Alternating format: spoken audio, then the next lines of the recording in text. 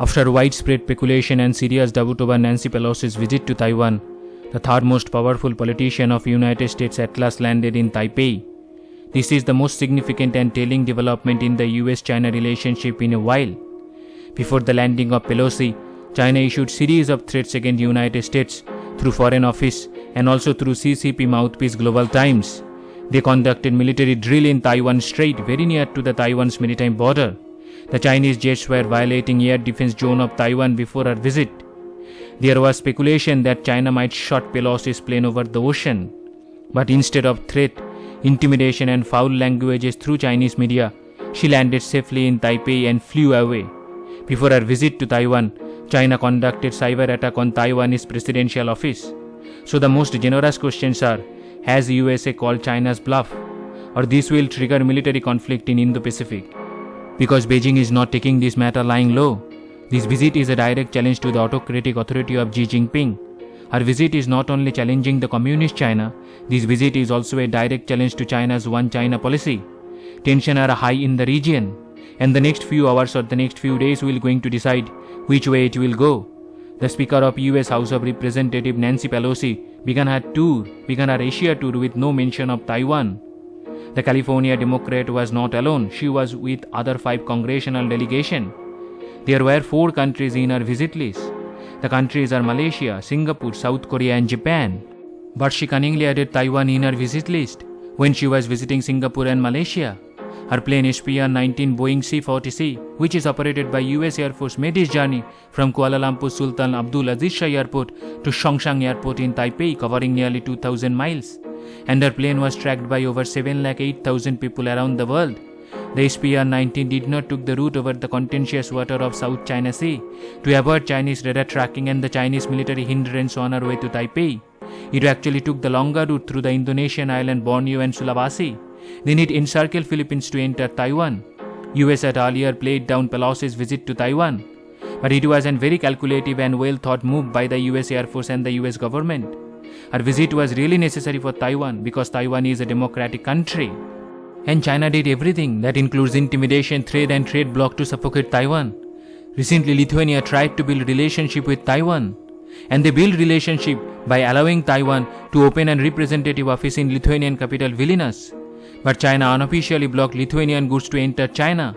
So Pelosi was trying to show solidarity and the ironclad friendship with Taiwan. But her visit put Indo-Pacific in burner, and it raises some serious questions. And the questions are, does Joe Biden want another war on his plate? Can world afford another conflict after Ukraine? What will happen to the world if China consumes Taiwan? And the last but the most important question is, will United States jump into Taiwan fire if war really breaks out? This is the most important question, because US has already spooked Russia by scratching Ukraine's back. Hopefully this time China is not adequately spooked by the United States. But the recent scenarios are contemplating other way, because China has already started biggest military operation in and around the Taiwan. This military operation can be divided into 3 parts. First, the military exercise, especially naval and air exercise. Second is the live shooting drills. And the last one is pretty dangerous, the ballistic missile launched over Taiwan and this water. The Chinese military drills occur in some places within 10 miles of Taiwan's coast. These areas are within the Taiwanese designated territorial water. The Chinese military installations are building up in the Chinese state Fujian. The Fujian is the closest state to Taiwan. According to me, if China launched its military operation against Taiwan, then the Fujian will be the launching pad. The Chinese military already issuing order against all boats and the airplanes to avoid Taiwan Strait and the area identified by the China for 72 hours. Apart from military blockade, China on Wednesday suspended export of natural sand to Taiwan and halted import of fruit and the fish products from the self-governed island.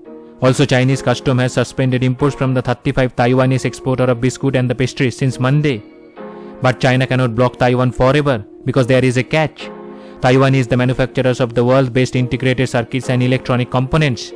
And Chinese import from Taiwan reached $122.5 billion in January-June, according to the Chinese custom data. Now the question is, will China attack Taiwan or not?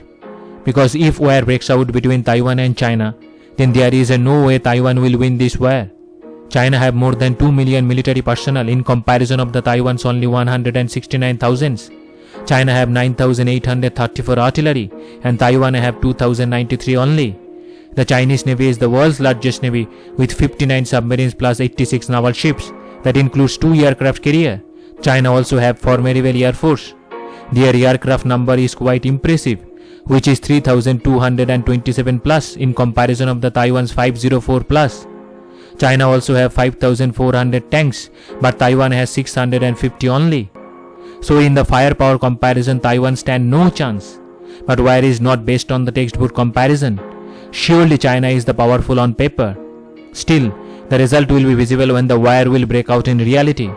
We are seeing the live example in Ukraine. The Ukraine had nothing in comparison of Russia. Russia have world-class fighters and the world-class navy, but still the war is going on. According to the expert, the war was supposed to be ended within a week. So reality is pretty different and pretty harsh. But the next question is, can China afford a war? According to me, they can and they cannot.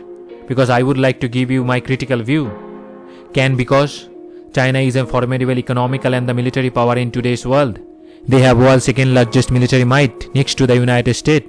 And they are the world's second largest economy, whose economic size is whopping $18 trillion.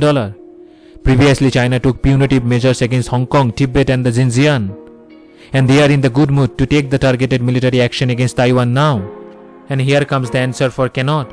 Being the second largest economy of the world, the Chinese President Xi Jinping should show his strongest image to the world. Because Xi is the second most strongest leader after Mao Zedong. But their economy is slowing down. Their economy is crumbling like a house of cards. The manufacturing, which is the Chinese economy's growth engine, is now faltering. Their property sector is in shambles. This sector is down by 30%. The China's one of the biggest real estate developing company Evergrande is staring at bankruptcy. Their debt restructuring is faltering. They are losing money very fast. The Chinese bond market loss is $45 billion. The Chinese people in 22 cities stop paying EMI to the banks because they are complaining against the property dealers, because they fail to secure or complete the constructions of their houses or flats. And according to the International Monetary Fund, the economical growth of the Chinese economy will be only 3.3% in 2022. For 2023, it is even low, which is 1.6% only. So the war is all about economy. If economy is not strong enough, then losing the battle is almost sure.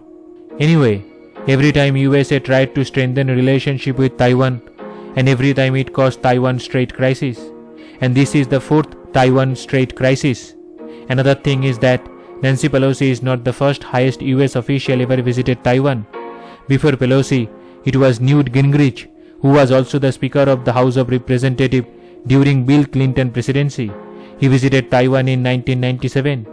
Gingrich led a delegation of 13 House of Representatives on a series of visits to South Korea, China and Hong Kong. But that time no Taiwan Strait crisis happened because China was not militarily capable of taking on USA and the Taiwan combined. The first Taiwan crisis actually happened in 1954-1955 when Chinese Civil War ended. The Chiang Kai-shek fled to Taiwan with his follower. Then China shelled Taiwan, held the island of Kinmen, and China seized the Jiangsheng Island from Taiwan.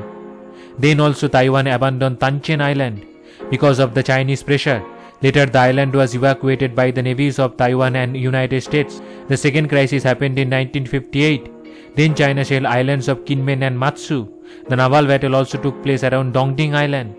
The third standoff happened in 1995 and 1996 when Taiwan's President Lee Teng-hui visited USA. Then also Chinese bombed some islands of the Taiwan, and US sent 2 aircraft carrier groups to the area and sailed one through the Taiwan Strait. And now this is the 4th crisis and the very significant one. The US Navy already on standby mode to avert any kind of invasion attempt from China.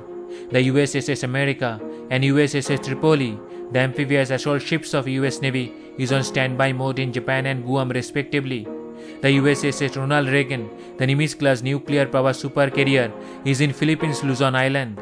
So US is already prepared, and it is up to the US whether they jump into the direct confrontation against China or not. Now the questions: how valuable is Pelosi's visit is?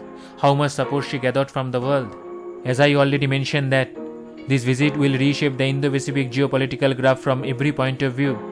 But Pelosi's visit is kind of symbolic, and I will going to say why her visit is symbolic. Because in 2019, US and Taiwan signed $14.2 billion worth of defense deal.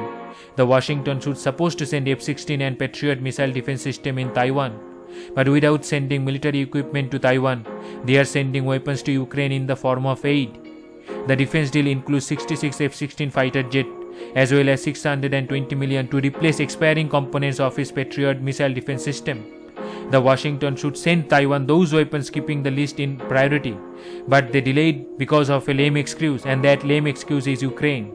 Hope US will not fly away this time after scratching the Taiwan's back, putting 21 million lives at stake. Pelosi's visit was supported by the US allies, mostly by the European countries, and her visit was criticized by the Chinese allies, that includes Russia, Iran and North Korea. Russia called Pelosi as irritant. India took neutral stand on the Pelosi's visit, but Pakistan took the Chinese side. Pakistan criticized the Pelosi's visit. Now one question which is on everyone's mind, and that is what will going to happen if war breaks out. For this time definitely we all will going to die. I die, you die, we all will going to die. First because of food scarcity, then the nuclear winter. Whoever will survive will have to start their clock from the Stone Age again. The world will live under the nuclear dust.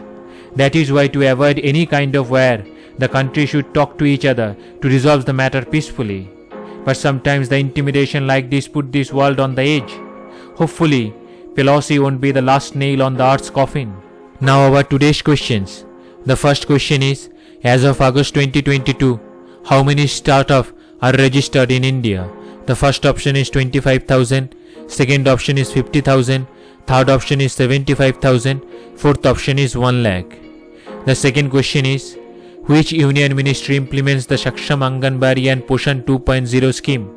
The first option is Ministry of Health, second option is Ministry of Women and the Child Development, third option is Ministry of Agriculture and the Farmers Welfare, fourth option is Ministry of Tribal Affairs. So this is the end of the topic. If you have any question regarding this topic or any other inquiries regarding anything, you can mail me to my email address, which is tuhin.power.academy@gmail.com. I hope you will going to find my topic informative. Thank you very much. Thank you for your support.